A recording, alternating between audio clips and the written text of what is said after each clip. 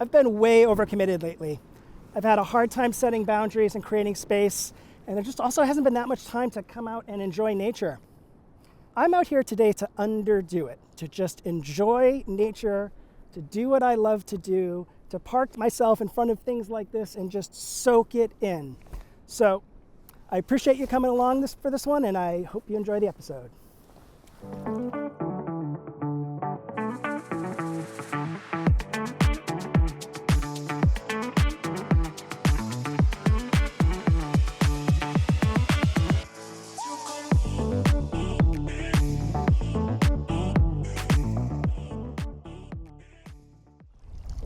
I have a bit of a milestone to celebrate with this episode. The channel turns 1 year old with this episode. First time with the pogies this year, and I feel like it takes a little getting used to the pogies. They change how I interact and hold and use the paddle. So it feels a little crunchy. Everything feels a little crunchy today.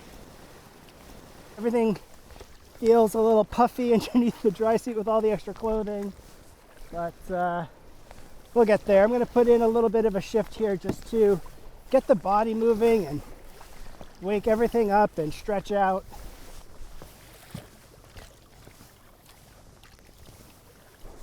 Ooh, get around you. Pay attention. Just looking at the chart and a big wave stood up right there.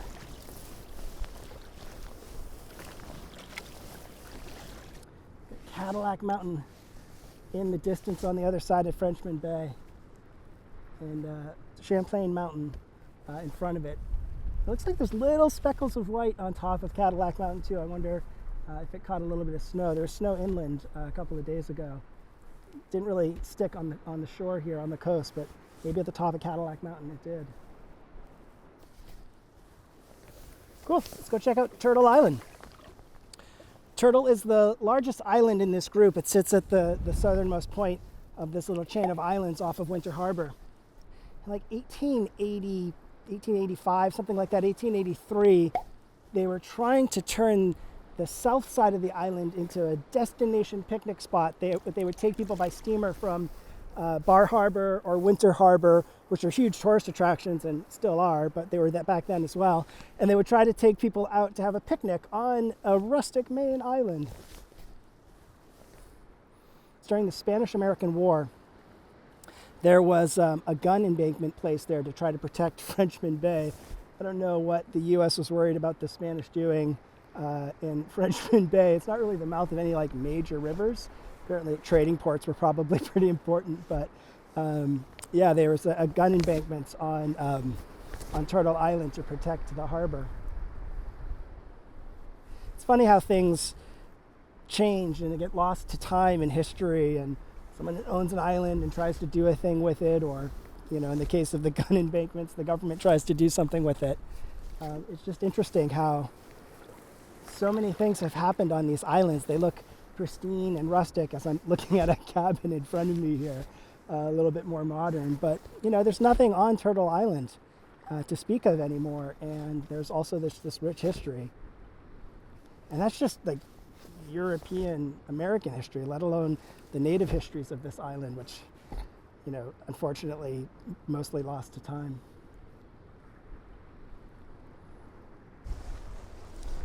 Looking for a place to land, and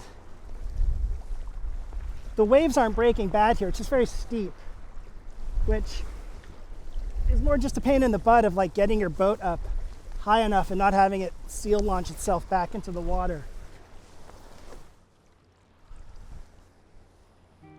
Yeah, this looks a little shallower.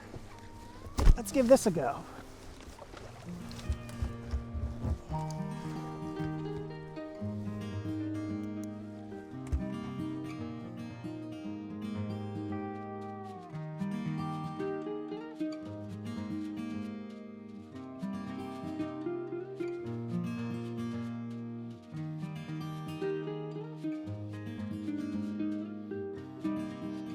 Frosty seaweed.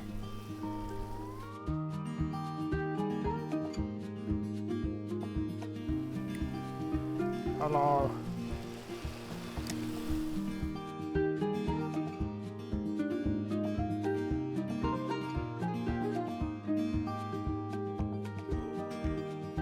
got to be careful where you step on these beaches. There's a lot of wood and driftwood washed up, and a lot of it has nails stuck into it.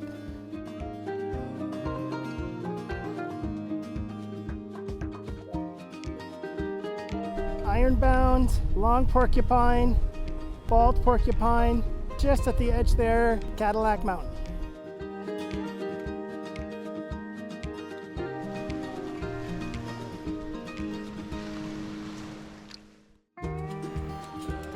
So this episode marks the 1-year birthday of Sea Kayak. And I started it because I felt like I had something to share, and I had stuff I wanted to explore and get out into the world. And I've definitely learned a lot about myself in the process, even in this 1 year, about what's important to me and how I value time in nature and what I get from nature.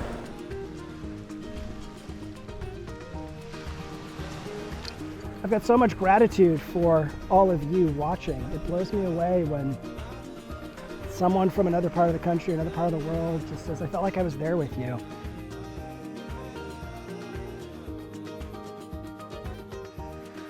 We'll see where it goes. You know, it's not stopping. It's only picking up speed. So, yeah, and you're part of that. You're part of that speed that it's picking up. So, thank you. I didn't get cupcakes for everybody. I just got one cupcake for me. But, you know, treat yourself. Cheers. Got a little chilly. Wind picked up. Seems a little higher than predicted. It's supposed to be 10 to 15. It feels like it's a tiny bit higher than that. Maybe it's just that gap between the islands accelerating a little bit of wind. But it might change my plans. You know, in the quote-unquote winter, I know we're not in winter yet technically, but I'm applying winter kayaking rules here. I constantly reevaluate my plans. And the plan I had in my head was to go to the west side of Turtle and come around the tip of Turtle and then jump over to the Winter Harbor Light. But it's a little windy. We're close enough to the tip where I might just pop around and see what it's like. It might feel worse than it actually is up on that berm, up on those rocks as I got out of the trees. Yeah, winter paddling, cold water paddling. Just be ready for a change of plans.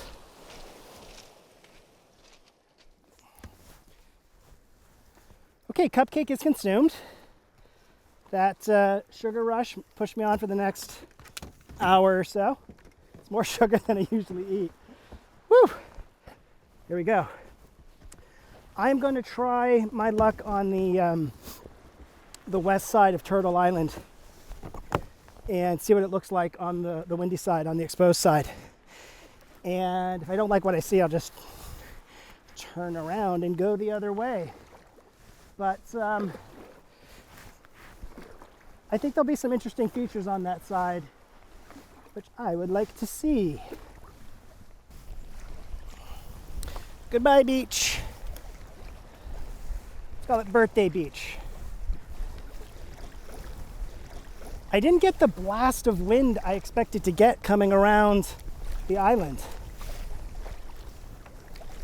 Yeah, so the wind is coming from this way. You can feel it on both sides of my face. How many of you do that trick?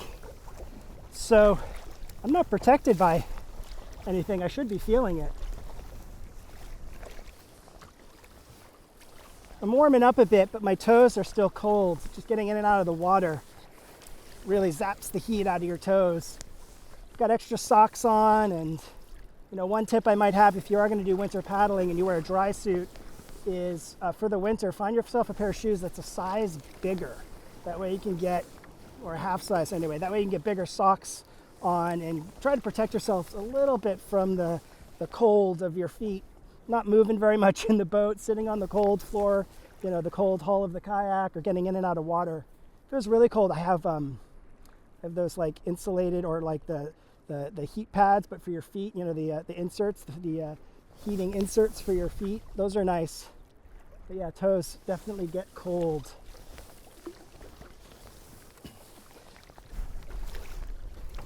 For those of you who don't know, we edge a sea kayak to change the hull shape in the water, and that changes its performance characteristics. And one of the reasons you do it is to turn. You put the boat on an outside edge. If I drop my right butt cheek, I will have an easier time, at least in this boat, making a left-hand turn. There are no rules in kayaking.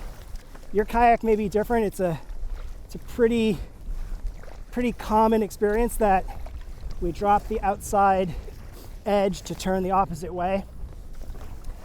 But your kayak may be different. Mileage may vary. Boats are different. People are different. My point is, when I am cold, and when it's crunchy, and when the water's cold, and when I don't really want to be too dynamic in the water of like playing with a capsize, I lock up a lot. And my body just isn't as comfortable being on an edge. It's not like you have to do a really aggressive edge to make the turn. Even a little bit of edge, but hold it for a long time will help your boat turn.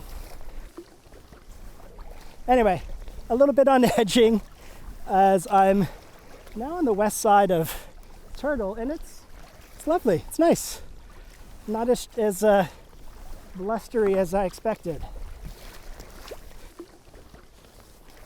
I love the light in the winter when the sun skirts a low arc across the sky,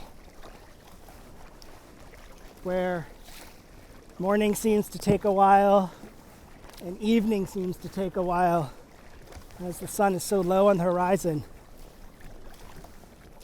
The color's different too. Redder, warmer.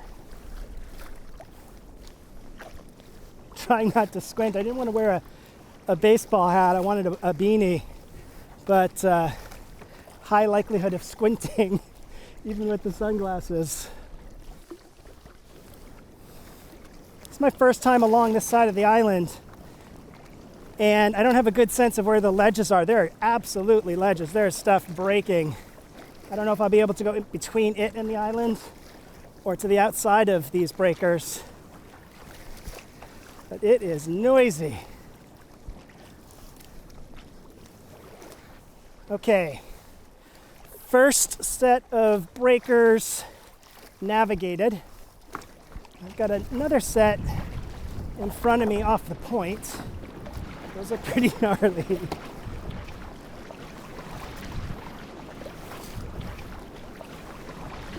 Starting to see Schoodic Point come into view. That to me marks one of the 3 tricky areas along the coast between here and the northeast border, the northeast coast of Maine along, it's called West Quoddy Head Light. If I was to cross Schoodic Head, I'd be paying really close attention on what day I do it and what the conditions are. Make sure I've got a plan that I like. I wouldn't just haphazardly cross Schoodic Point. The other one is Petite Manan Bar, Petite Manan Point, and Petite Manan Light. That actually may be, I think, the trickiest area along the coast to navigate. There are days where it can be a lake, and there's days where it's just a mile and a half of breakers out to the Lighthouse. And then the last tricky part, I think, is West Quoddy Head itself, getting around West Quoddy Point and into Lubec. It's a very tricky area. There's a lot of current coming in and out of Passamaquoddy Bay. All right, I got breakers here. I got breakers in front of me. I don't see anything breaking between them, and there's quite a bit of distance. So I know the energy's down to make this turn. I like what I'm seeing. I like my line. Cool, yeah, technical spot. Tricky spot to get through.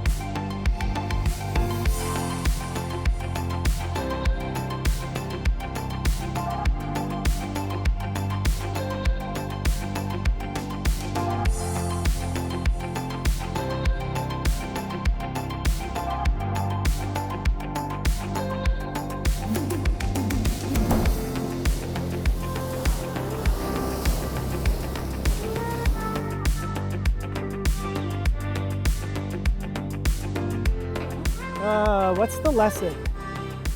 What's the lesson in this energy and this beauty, this rawness?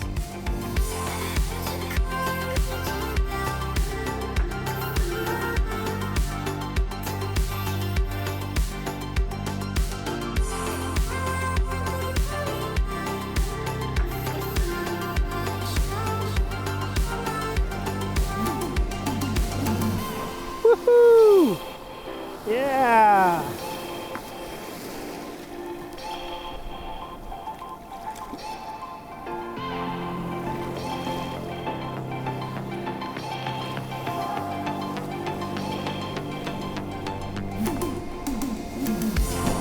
Woohoo! Yeah!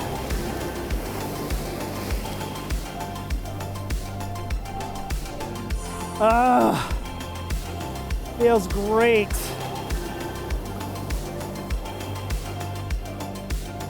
Thank you, Rock. Appreciate it.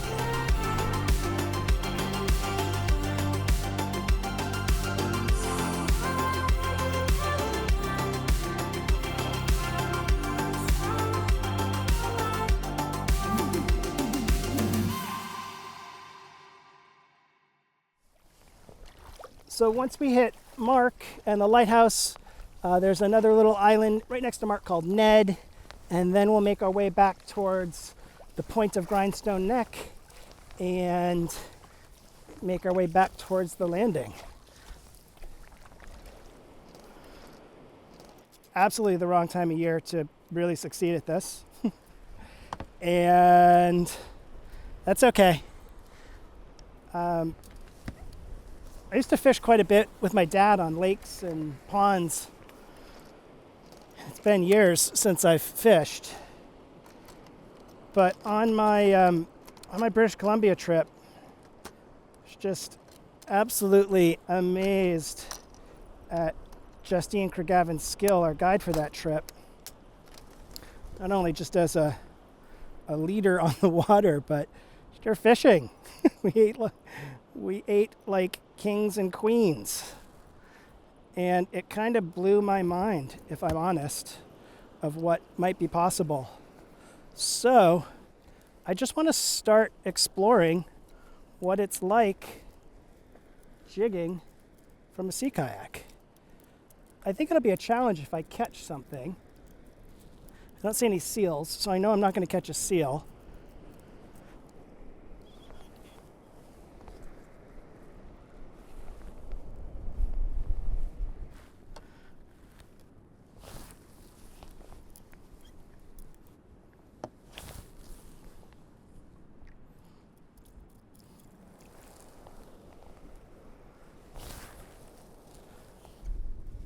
Okay. Well, I definitely didn't expect that to be productive, but I just want to start taking it out and getting used to managing everything so that actually when the season for the likelihood of catching fish is here and I catch something, that's not one more frickin' thing I need to figure out. There we go. Okay. Well, that was a thing. This is not a really long day. It's not one of those like 12 or 15 nautical mile days. This will be, I don't know, this might be like 5 nautical miles once I'm all said and done. And you know, it's a little bit of my theme in the winter when things get a little colder and that thing sets, at least in Maine, at like what feels like 3:30. So I want to be off the water well before what would feel like mid-afternoon. So yeah, just a quiet, short day to put myself into nature.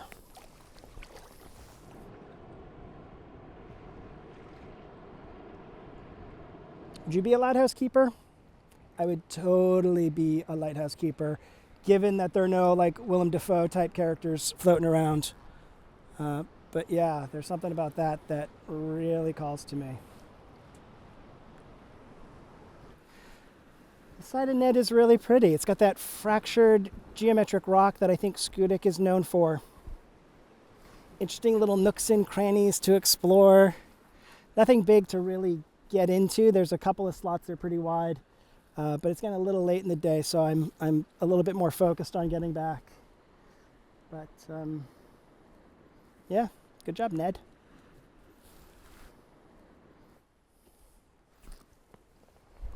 Made my way to the end of Ned Island and was about to cross over to Grindstone Neck, and it is windy and cold out there, so I just tucked back in the lee of the island here just to get a little protection.